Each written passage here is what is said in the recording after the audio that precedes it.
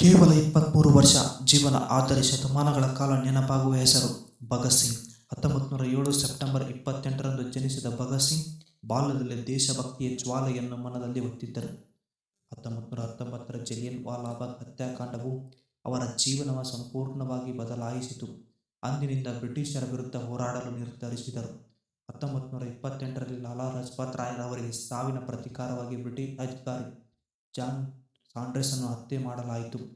1929ರಲ್ಲಿ ಬ್ರಿಟಿಷರ ದಮನಕಾರಿ ಕಾನೂನುಗಳಿಗೆ ವಿರುದ್ಧವಾಗಿ ಭಗತ್ ಸಿಂಗ್ ಕೇಂದ್ರ ಶಾಸನಸಭೆಯಲ್ಲಿ ಬಾಂಬ್ ಎಸೆದರು. ಆದರೆ ಅದು ಯಾರನ್ನೂ ಕೊಲ್ಲಲು ಅಲ್ಲ, ಬ್ರಿಟಿಷರ ವಿರುದ್ಧ ಧ್ವನಿ ಎತ್ತಲು ಆಗಿತ್ತು.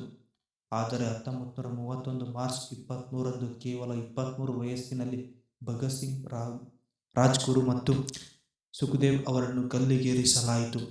ಇಂದಿಗೂ ಕೂಡ ಅವರ ಘೋಷಣೆ ಪ್ರತಿಯೊಬ್ಬರ ಭಾರತೀಯ ಹೃದಯದಲ್ಲಿ ಮೊಳೆ ಹೊಡೆಯುವಂತಿದೆ. ಆ ಘೋಷಣೆ ಇಕ್ವಿಲಾದ್ ಜಿಂದಾಬಾದ್.